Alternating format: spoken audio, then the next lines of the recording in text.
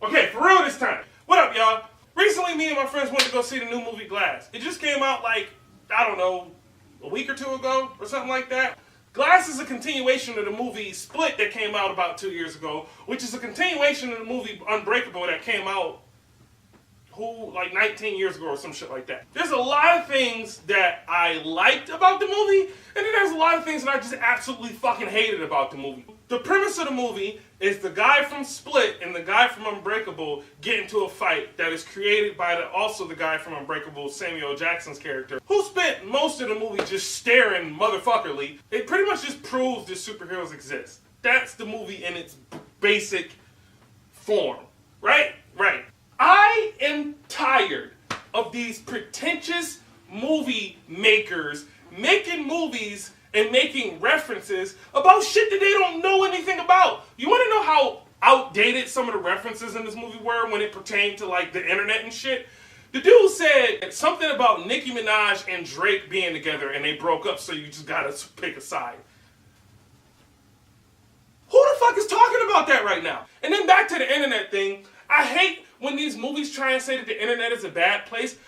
Like, what the fuck do y'all be doing on the internet that would warrant the internet to be a bad place? I'm talking about the old people who see a random advertisement that tells you can win a free laptop, and then you click on it, and next thing you know, you give it all of your fucking information. Those are the people who just should not be on the internet, period. Because y'all don't know what the fuck y'all doing. Because in their minds, they're teaching us a lesson, and you're not. So M. Night Shyamalan makes a cameo in this movie. Now, before I say anything, yes, I am making a movie. In this movie, I'm going to have a cameo.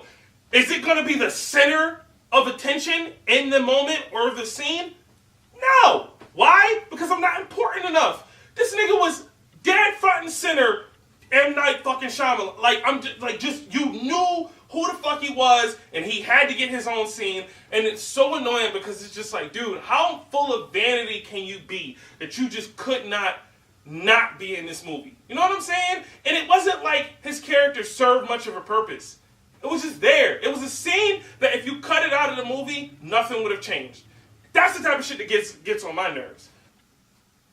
Throughout the movie, what they would do is they would make a bunch of references, much like in Scary Movie, the first Scream, how it was almost like a satire on actual horror movies and slashers, where they would say, if this were a scary movie, this would happen, or if this were a scary movie, then this would happen.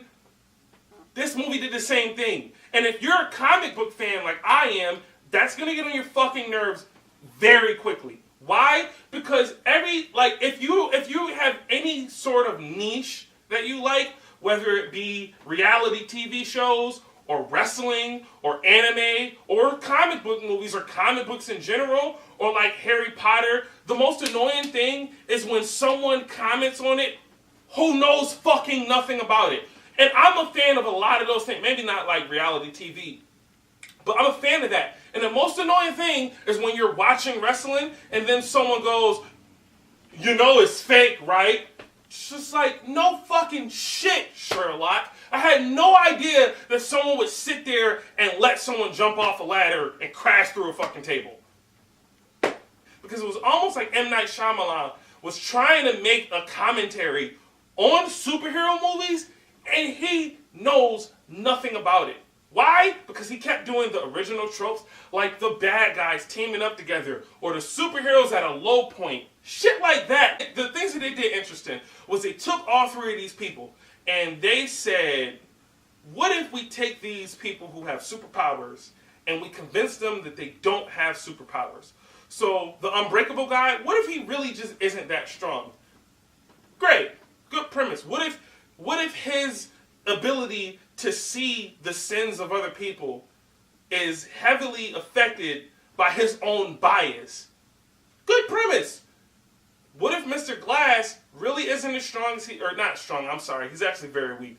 There's actually a scene where he like busts his fucking kneecaps. God, that made me laugh hard. Yeah, what if Mr. Glass isn't as smart as he says he is? But they do end up doing this showdown.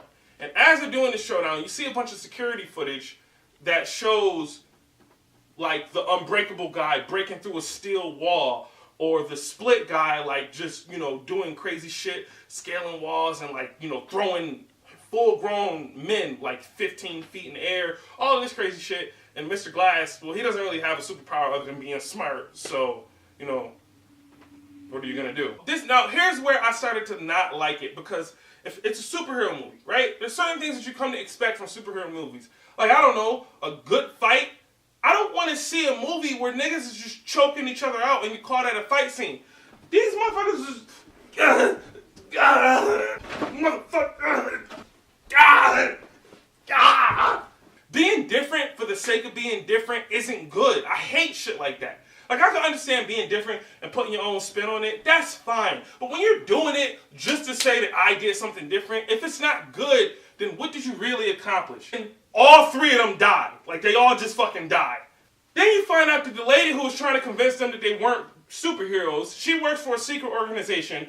And you can't tell me that we haven't heard this before. It's literally all of X-Men. And that's another thing. How the hell can...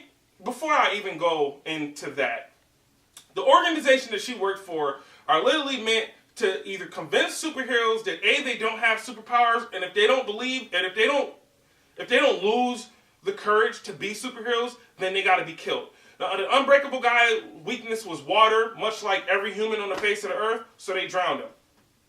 Ah, boo-hoo. Mr. Glass got, you know, sneezed on and he broke all of his bones.